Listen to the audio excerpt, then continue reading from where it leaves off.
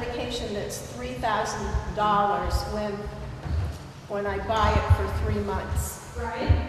Oh, and I do, you know, mail order. Right. Is it conceivable that I would have to pay $2,000 in one shot? It is, but then once you hit that, are you on a single or do you have a spouse or somebody else? I'm single. Yeah. So if you were on a $2,000 deductible, you will have to come up with the $2,000 to pay for that.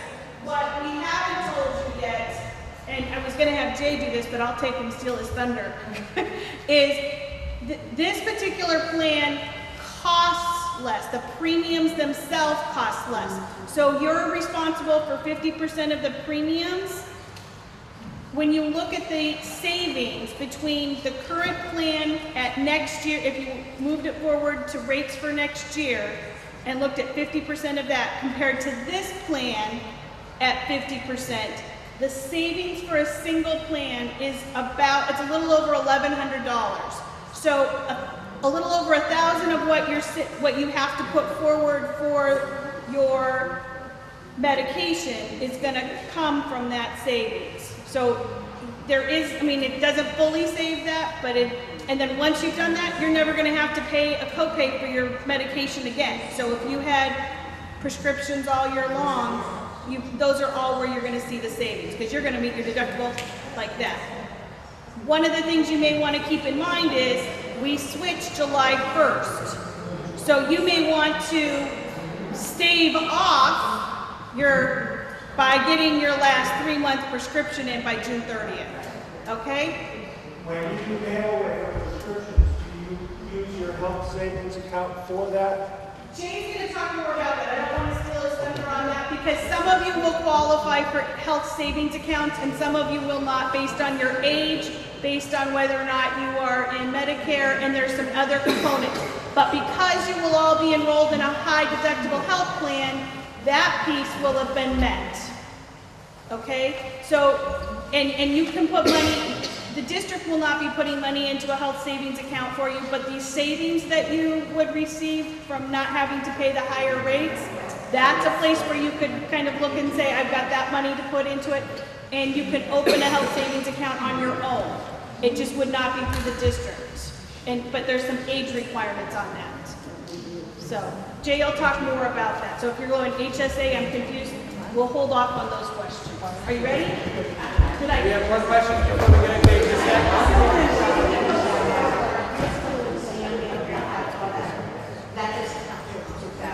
No, but it's covered at 100%. You don't have to pay. We can't hear the questions. Mail order, we're on mail order now. Yes. And we have to refill in June for another 90 days. The plan doesn't start until July 1st. Right. Okay. So the question is you're on this the older plan, which is a copay plan, until June 30th, and then the high deductible starts July 1st. What should I do about my maintenance mail order? And as Kathleen has aptly put many times, fill them all before June 30th.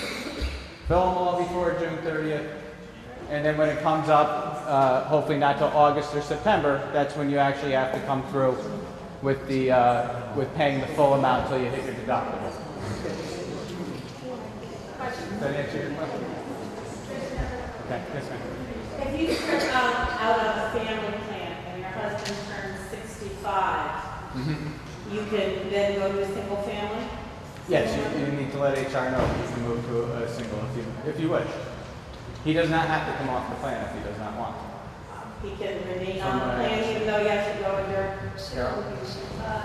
He has to go on Medicare, but the CIGNA plan would be the supplemental.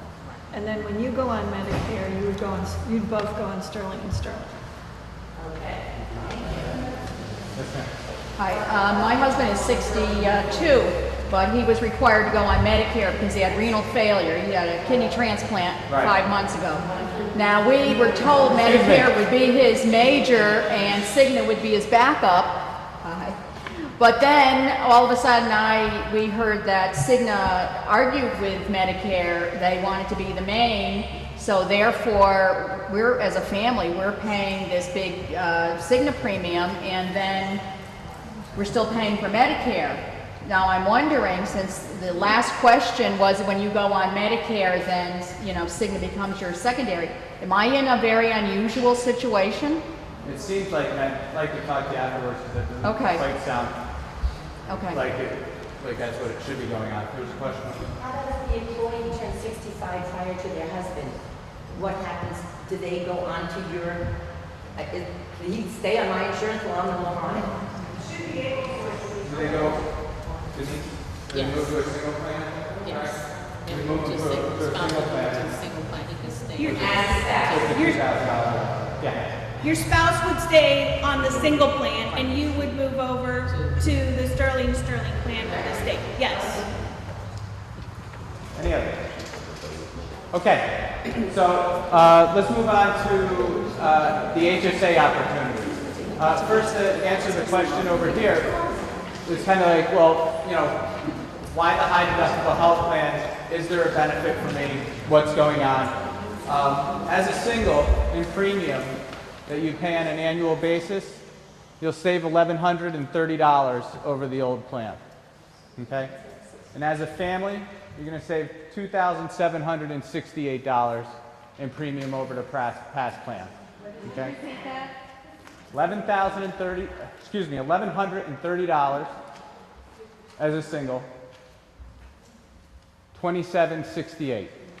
Okay? That's what you in lieu of what you would have paid this year for the current plan. Right. Okay? I can give you. I need to know where does the Medicare come in and out? What do you mean? Where does the Medicare come in? I'll get that to you at the very end. I'm going to have to pull it up on the computer, okay, separately. But just know that the deal is that you're going to save $1,130 as a single, $2,768 as a family, okay? Yeah, well, I'll take care of it at the end. Okay.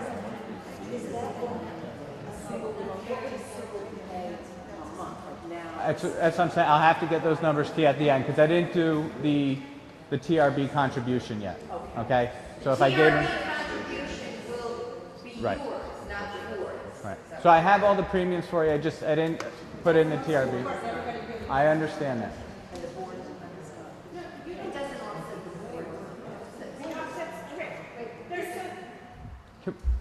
So go back to that. Can we go back to that? Because I think we can answer that. Okay. I was doing two things. I apologize. All right. My split skills. The TRB will still be making its contribution to the Board of Ed on your behalf, which will actually increase that. Those amounts that we gave were if you just looked at the 50% of the cost. We didn't take into account the 110 that you get for you and the 110 you get for your spouse in regards to that will come from the state. So if you're a family, there's an additional 220 in there, and if you're a single, there's an additional 110. So it really becomes $1,260 less because we didn't take that into account.